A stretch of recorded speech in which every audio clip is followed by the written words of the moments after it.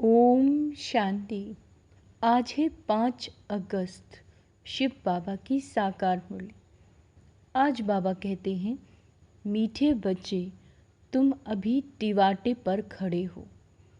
एक तरफ है दुख धाम, दूसरी तरफ है शांति धाम और तीसरी तरफ है सुख धाम। अब जज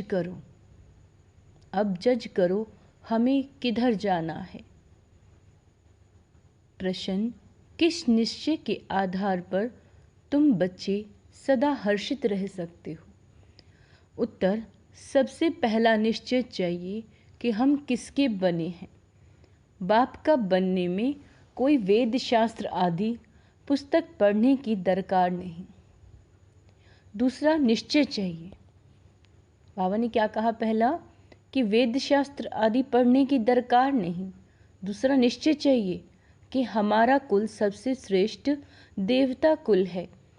इस स्मृति से सारा चक्र याद आ जाएगा। बाप और चक्र की स्मृति में रहने वाले सदा हर्षित रहेंगे। गीत है, किसी ने अपना बना के मुझको मुस्कुराना सिखा दिया। ओम शांति। तुम बच्चों को तो पहले पहले खुशी होती है, हम किसके बने हैं। ऐसे नहीं कहेंगे, हम गुरु के बने हैं। बनना होता है बाप का, शरीर छोड़कर भी फिर बाप का बनना होता है। यहाँ भी बाप का बनना है। वेद शास्त्र आदि किसी की दरकार नहीं। बच्चा पैदा होता है तो बाप समझते हैं मेरी मिल्कियत का ये मालिक है। संबंध की बात है। तुम बच्चे भी जानते हो, हम वास्तव में पहले भी पारलौकिक बाप शिव बाबा के बच्चे हैं। पहले हम आत्मा हैं। क्या कह रहे हैं बाबा? पहले हम आत्मा हैं, पीछे हमको शरीर मिलता है। तुमको शरीर तो है, अब तुमको बेहद का बाप मिला है।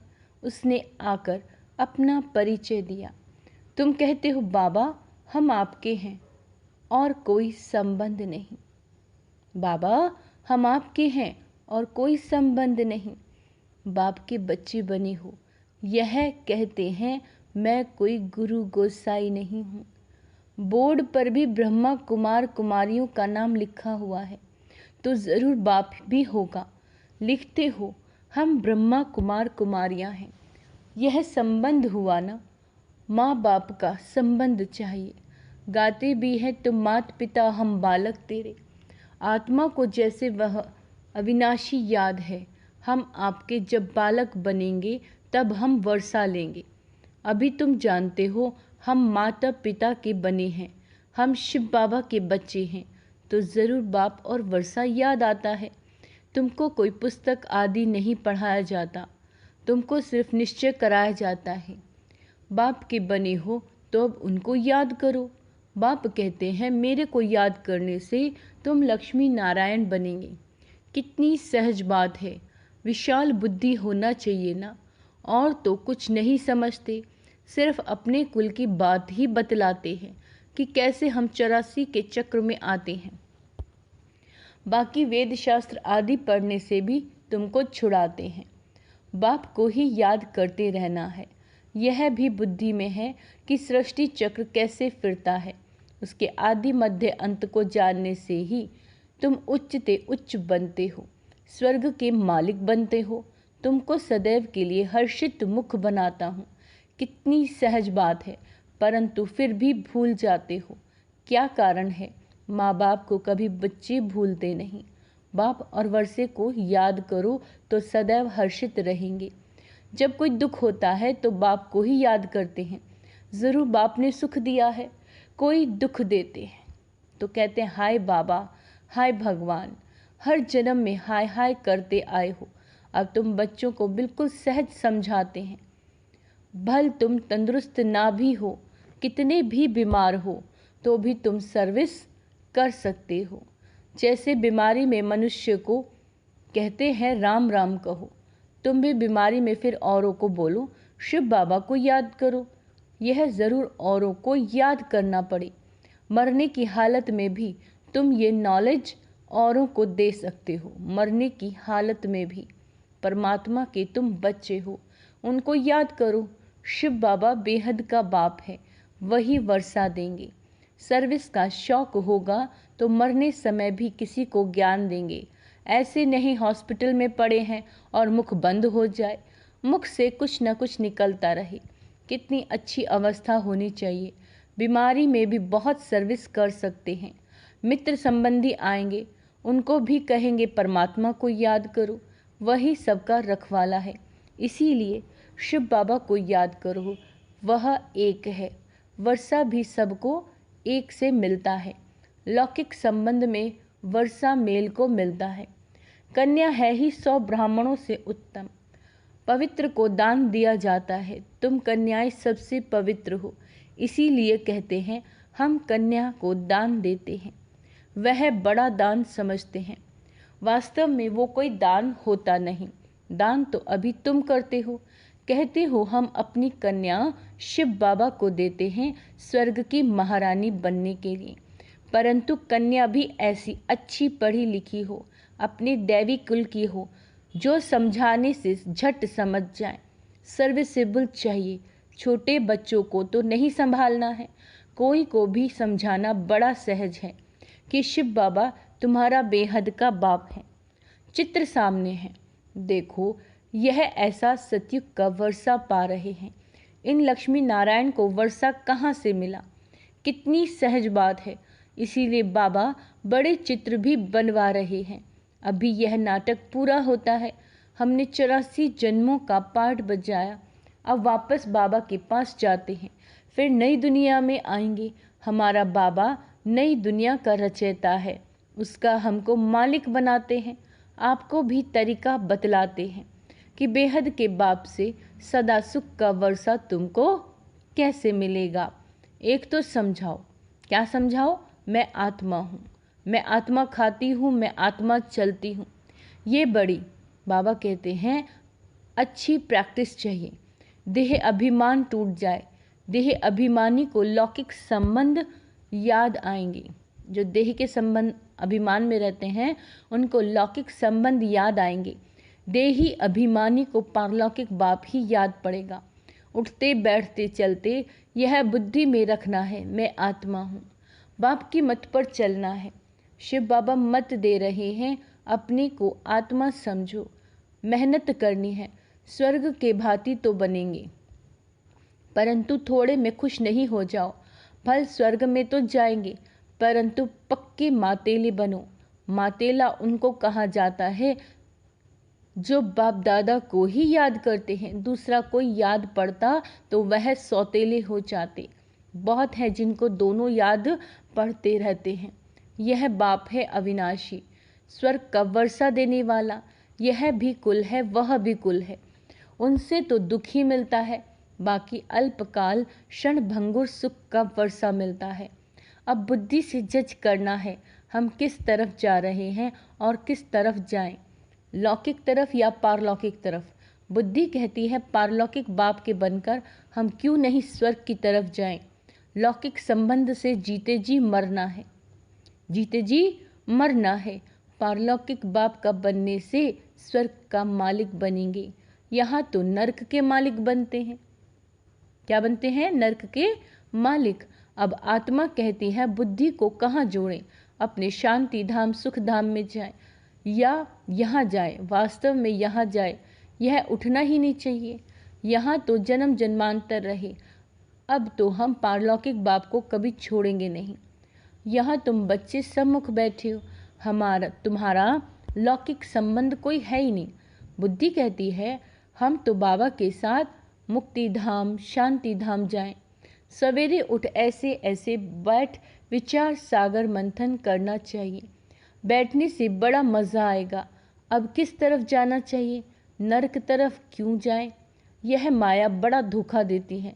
अभी तो तुम्हारे पास एम ऑब्जेक्ट है, अभी तुम किनारे पर हो। जानते हो इस तरफ तो दुख ही दुख है, उस तरफ 21 जन्मों का सुख है। बाप कहते हैं मेरे को याद करो क्योंकि मेरे पास आना है। माया कहती है दुनिया तरफ जाओ। कहाँ जाएं? रास्ता तो मिला है। एक तरफ है स्वर्ग में जाने का रास्ता और दूसरी तरफ है नरक में जाने का रास्ता। बाबा कहते हैं टिवाटा होता है ना, 3 गली के बीच में टिवाटा होता है। अब हम किस तरफ जाएं?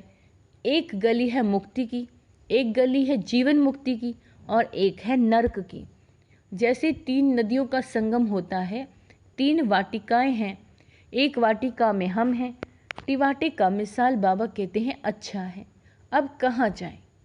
क्या कह रहे हैं बाबा? अब कहाँ जाएं?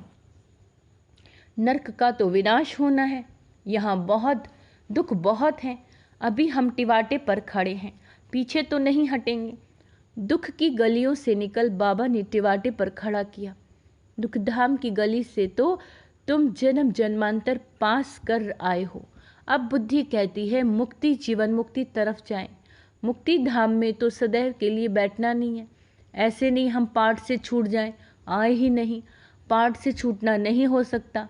ड्रामा अनुसार आएंगे तो फिर मच्छरों सदस्य मरेंगे। इतना दुख देखा है तो फिर इतना सुख भी देखना चाहिए। ड्रामा में बाबा ने वजन ठीक रखा है। जिनका पार्ट ही थोड़ा है, आए 1-2 जन्म के लिए है, यह गए। अभी तुम टिवाटे पर खड़े हो, वह शांति धाम, वह सुख धाम। अगर शांति धाम में जाना चाहते हो तो शांति धाम को याद करते रहो। मुक्ति को तो याद करना पड़े ना। क्या कह रहे हैं बाबा? मुक्ति को तो याद करना पड़े ना। पिछाड़ी वालों को मुक्ति धाम में जायस्ती रहने के कारण मुक्ति धाम ही जायस्ती याद पड़ेगा। तुमको जीवन मुक्ति याद पड़ता है। स्वर्ग में हम जल्दी जाएं, वह चाहते हैं हम मुक्ति में जाएं। अच्छा, बाप को याद करते रहो, इसमें भी कल्याण है। निर्वाण धाम में रहना चाहते हैं, सुख धाम नहीं आना चाहते तो इससे समझ जाएंगे। इनका पार्ट नहीं दिखता। तुम तो सुख धाम जाने वाले टिवाटे पर खड़े हो, पुरुषार्थ करते हो। मनुष्यों को तुम्हारा सच्चा योग पसंद आएगा। अच्छा, बाप को याद करते रहो। चक्र को भी याद करने की दरकार नहीं। यह ज्ञान सब धर्म वालों के लिए है। समझते हैं ड्रामा अनुसार जिन्होंने जितना लिया है वही आकर अपना पद ले लेंगे। मुक्ति धाम जाना चाहते हैं तो बाप को याद करो। अगर चाहो हम सदैव सुखी रहें तो वहाँ सतयुग में शांति भी है, सुख भी है। जो जिस तरफ का होगा उनको वह वर्षा लेना है।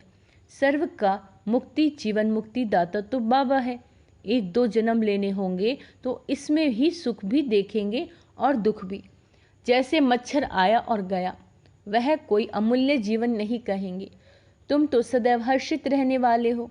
तुम लाइट हाउस हो खड़े हो, दोनों रास्ता दिखा सकते हो। चाहे मुक्ति धाम चलो, चाहे मुक्ति जीवन मुक्ति, दोनों को याद करो। इसमें शास्त्र आदि पढ़ने की कोई दरकार नहीं। कुमारियों के लिए तो बहुत सहज है, क्योंकि सीढ़ी नहीं चढ़ी। छोटेपन में पढ़ना अच्छा होता है, क्योंकि बुद्धि अच्छी होती है, कोई की याद नहीं रखती। तुम सब कुमारियाँ हो, तुम्हें और कुछ करना नहीं है, सिर्फ पढ़ाई में लग जाओ, बस बेड़ा पार है। यह बातें बेहद का बाप ही समझाते हैं, जो हमको स्वर्ग का मालिक बनाते हैं। चित्र भी है, हमको ऐसा बनना है। बाप कहते हैं इस पढ़ाई से तुम सो देवता बनेंगे। अभी ये खेल पूरा होना है। मनुष्य तो घोर अंधियारे में पड़े हैं, तुम अब सोझरे में हो। बाप ने आकर नींद से जगाया। यह बुद्धि को आत्मा को जगाया जाता है। बाप आकर जगाते हैं, जागो, सुख धाम के लिए पुरुषार्थ करो। जो तुम्हारे कुल के होंगे वह आते रहेंगे, वृद्धि को पाते जाएंगे। तुम्हारी प्रजा कितनी बनती है तुम हिसाब लगा सकते हो? नहीं, कोई कितना सुनते हैं, कोई थोड़ा सुनकर चले जाते हैं, हिसाब थोड़े ही निकाल सकते हैं। बड़ी माला छोटी माला, साहूकार प्रजा कैसे बनती है, कौन बनते हैं, वह सब बुद्धि में है। मुख्य सूर्यवंशी महाराजा महारानी कौन बनेंगे, फिर चंद्रवंशी कौन बनेंगे, कितनी प्रजा बनना, सब बातें तुमको यहाँ बतलाई जाती हैं। सारे झाड़ अथवा सभी धर्मों के चक्र के बीच से कैसे टाल डालियाँ पत्ते आदि निकलते हैं, अभी भी पत्ते निकलते रहते हैं। वहाँ निराकारी दुनिया एकदम खाली हो जाएगी, फिर विनाश होना चाहिए। बड़ी लड़ाई में करोड़ों मरे होंगे, अनगिनत। क्या कह रहे हैं बाबा? बड़ी लड़ाई में करोड़ों मरे होंगे अनगिनत। यहाँ तो कितने खल्लास होंगे, बाकी थोड़े सतयुग में आकर राज्य करेंगे। अभी तो कितने मनुष्य अन्य ही इतना नहीं। तुम बच्चे जानते हो बाबा आते ही हैं संगम पर। बाप समझाते हैं, बच्चे शरीर निर्वाह अर्थ कर्म तो करना ही है। हर बात में राय पूछते जाओ, हर एक का हिसाब किताब अपना अपना है। बहुत गहरी लाइन है। हर एक का हिसाब किताब अपना अपना। श्रीमत अविनाशी सर्जन से लेते जाओ, सबको अपनी अपनी दवाई बताएंगे। समझाया जाता है ये दुनिया खल्लास हुई पड़ी है, अब बाप को याद करो तो बेड़ा पार हो जाएगा। बाप आई है नरक का विनाश कर स्वर्ग की स्थापना करने। हम आपको भी राय देते हैं, श्री श्री से मिली हुई श्रीमत हम आपको भी देते हैं। बाप कहते हैं, मुझे याद करो तो तुम स्वर्ग के मालिक बनेंगे। अच्छा, मीठे मीठे सिक्के लदे बच्चों प्रति माता पिता बाप दादा का याद प्यार, गुड मॉर्निंग। रूहानी बाप की रूहानी बच्चों को नमस्ते। हम रूहानी बच्चों की रूहानी बाप दादा को याद प्यार, गुड मॉर्निंग, नमस्ते मीठे बाबा, शुक्रिया बाबा, शुक्रिया।